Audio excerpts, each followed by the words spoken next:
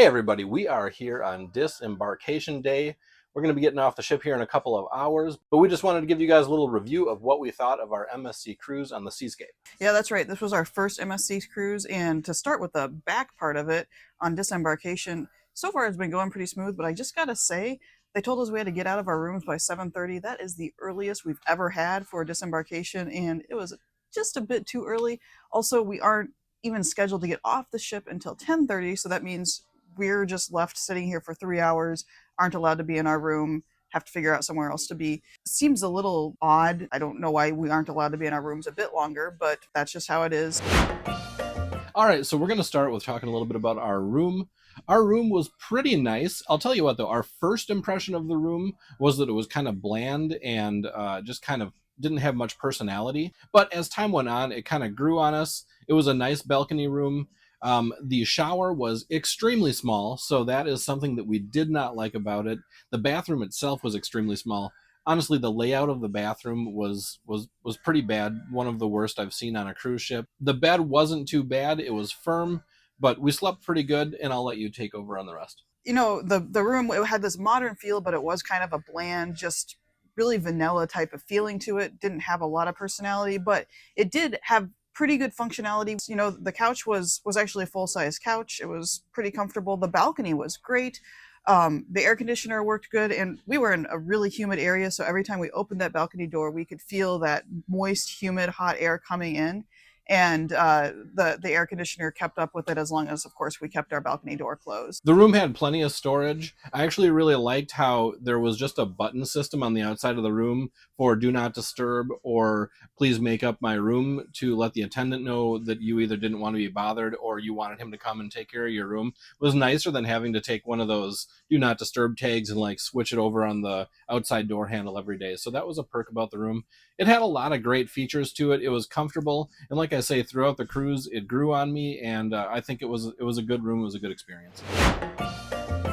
All right, so next up, let's talk about the entertainment. So we don't go to every single show, and we're not out late partying, but we did catch some of the entertainment.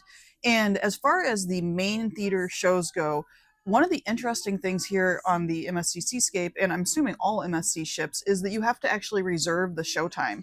So it's really easy to do, and it's free. You just go into the app and select who wants to go in your group, press book now, and then you're set. But that is something that you have to do. I don't know if they actually enforce this. The first show that I went to, it was not sold out. There were still seats, available when I went to the show at 9:30. And so they weren't checking to see if I had a reservation when I walked in. They just, waved me on in. But some of the later shows on the cruise did actually show booked out. I didn't try to go to these, so I'm not sure if they actually monitored who had a reservation, who didn't. I just thought that was an interesting thing and something that could potentially be, kind of foil your plans if you didn't realize that beforehand and were really set on going to a show. Yeah, so as far as the entertainment goes, I just really wasn't very blown away by the quality of the entertainment. Like on Royal Caribbean, you get the Broadway style shows, which, those are still hit or miss sometimes, but it's a big event that you kind of look forward to and you want to go to. But the shows on the MSC, I just really didn't go to many because the impressions that I got from the bits that I did see just didn't really entertain me, honestly. And that's fine. I'll go sit on my balcony and watch the ocean. That's entertaining. I have other things to do. I can go listen to music in the atrium or something like that. So I will say that the entertainment on MSC was a little bit disappointing for me. That's just how it is. So next thing we're going to talk about is main dining. We went to main dining, I believe, 5 of the 7 nights of our cruise. We really enjoyed it. I will say that there were a couple occasions at main dining where I had to send back food because it wasn't cooked properly or I just simply didn't like it. And they were cool about it. Like one night they had a lasagna dish that I just didn't like, and I just honestly told the waiter, "Hey man, it's just not very good. I don't like it." And he said, "Well, what else would you like?" He took it away and brought me back some prime rib. Prime rib was great. So they were there to help you out. The reputation we heard going into the MSC cruise was that the food was not very good. I didn't personally find that to be the case. I think you needed to be honest if you got a bad dish and have them bring back another one, or just kind of seek out the things that you like. But the food was really tasty, actually. The main dining was good. Yeah, I agree. I enjoyed main dining, and I think we might have eaten on main dining here a higher percentage of time than on other ships we've been on. Because the experience was honestly not that bad. The one thing I would just say about the food is that there wasn't a lot of consistency. Sometimes two people at our table would order the same thing, and one would come out tasting fine, and the other one would be just really not that great. So I don't know what the deal is with that, but consistency wasn't always there. But when you did get something that was prepared properly, it was really good. So no complaints. Yeah, and so moving on to the breakfast buffet is bar none the best breakfast buffet that I've ever had on a cruise ship. So that's a big plus for MSC. And in general, the buffets were really good. I will say that it is wild in the buffet area. It is crazy. There is people going everywhere. There's people going all different directions. There's people just standing in the middle of the aisle that other people are having to go around. Everybody's got a giant plate of food. They're bumping into you. Some people wait in line to go through the buffet line, and some people just cut in, and there's a lot of angling going on. So there's not much organization there, and it's always packed in the buffet line. So that's something that I think that maybe they could improve on. I don't know how. Also, it was sometimes hard to find a seat. You would sometimes have to travel pretty far to find a seat that wasn't just completely packed with people. Yeah, I would agree with Joe. I really liked the buffet as well. There was great variety, great quality. So the other thing I'd say, and this is a good and a bad thing, is that they have this kids section to the buffet, which is pretty cool. It's got this fun little archway that's like you have to be under this height to enter, and then the counters are actually kid height. So it's somewhere that if you have a child that's a younger, I'd say 12 or under, could go through this buffet. They have food that kids love, like mac and cheese and hot dogs and smaller sized hamburgers. It's easy for the kids to reach, and it's separated from all the adults, so they're not getting underfoot. So I think that's a nice thing. But the bad thing is they put desserts on this kids buffet that they don't put at other areas in the buffet.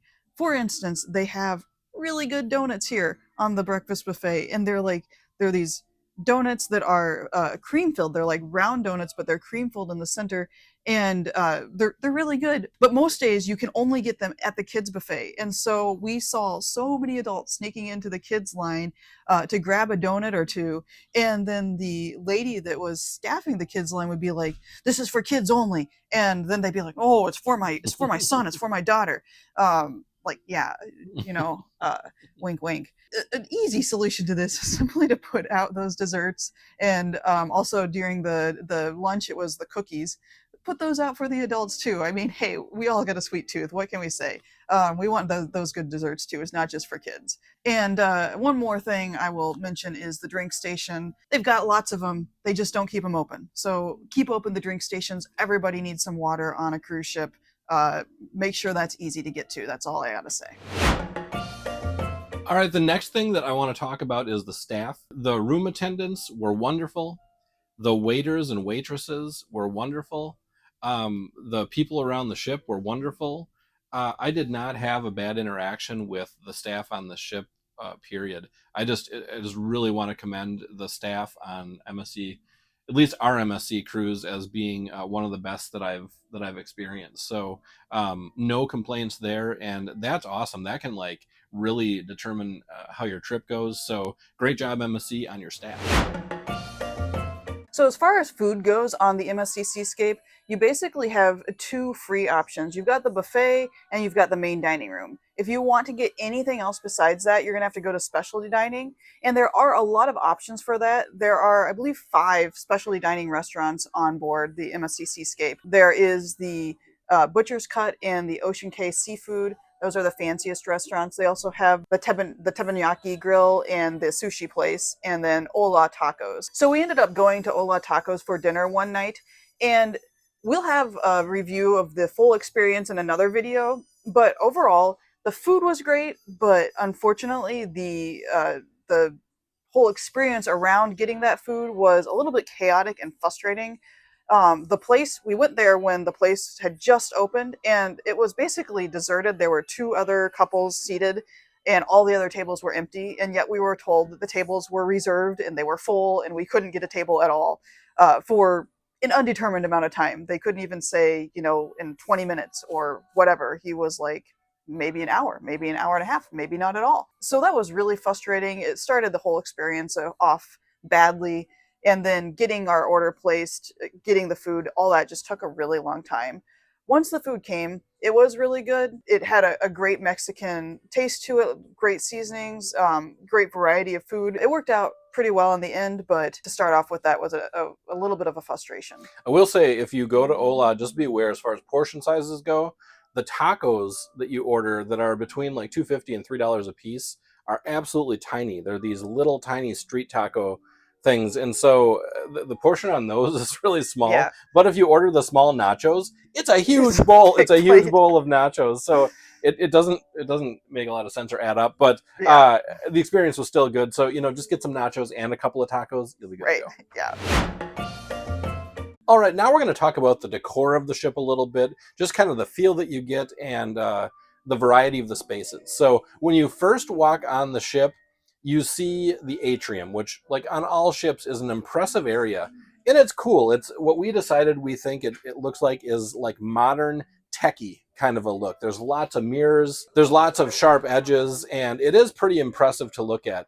You come in and then you look down into the bar section. It's beautiful. But one thing we noticed right off the bat is it only goes up to floor 8, whereas a lot of ships I've been on, it goes all the way up to the top of the ship when you look up from the atrium area. So it's a little less impressive in that regard, is in that it doesn't have the scope of up and down that a lot of the ships I've been on have. As we went through the ship, our first impressions that we had, I remember this strongly, was we weren't super impressed with the look of the ship.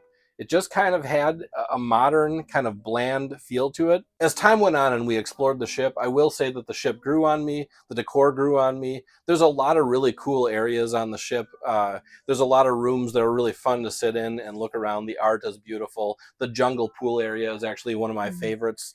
The environment they created there is just really comfortable and interesting and fun to hang out in. Yeah, so like Joe said, we noticed that the theme of this ship decor is like modern technological.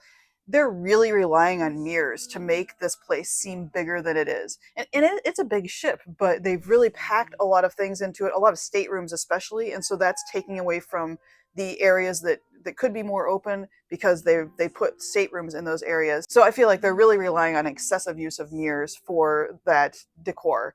And I am personally not a fan of mirrors everywhere I go. As far as the different venues, the different areas go, again, it grew on me as well. As we explored the ship, it was kind of cool that they have lots of different spaces with completely different seating. So if you prefer a particular type of chair or a particular type of lighting, or even a particular type of music, like we came in here, this is the Uptown Lounge, and they're playing more jazzy music, whereas in the rest of the ship, it's very loud pop music. And so it's nice that you can find an area that kind of goes with what you would like.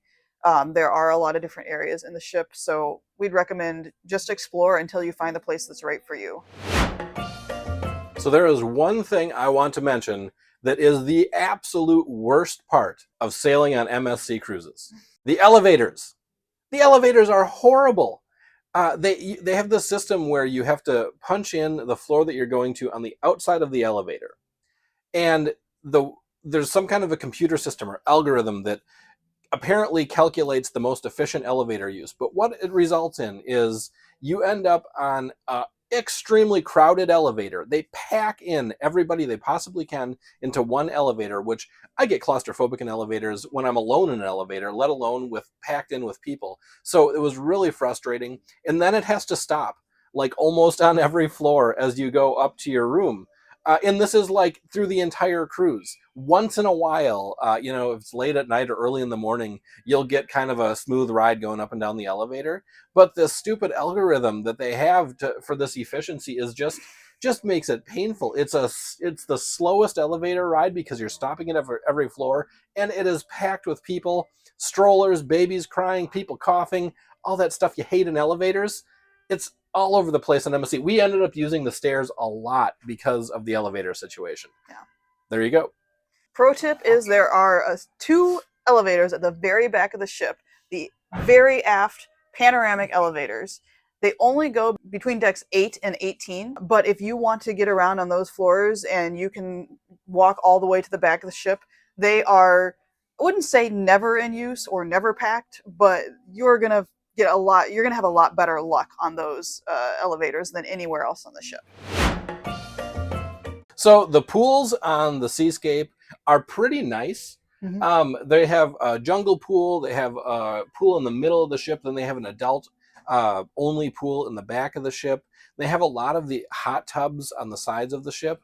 Um, I will say that they are always packed. They're always absolutely packed, with the exception of maybe port days. We found a little bit of time in one of the pools where we weren't super crowded in. I wish that the capacity of the ship matched a little bit more with how much space there was in the pools, but it is a beautiful atmosphere. They do a really nice job with the decor and the surroundings of the pools. And some of the hot tubs are infinity hot tubs where you're actually looking off of right off the edge of the ship while you're sitting in the hot tub, which is a pretty cool feature. A lot of people took advantage of that. So it was a pretty cool atmosphere. Yeah.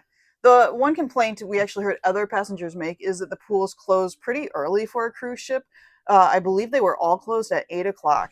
And so if you felt like going for a swim after dinner, it just wasn't going to happen. And that's really too bad.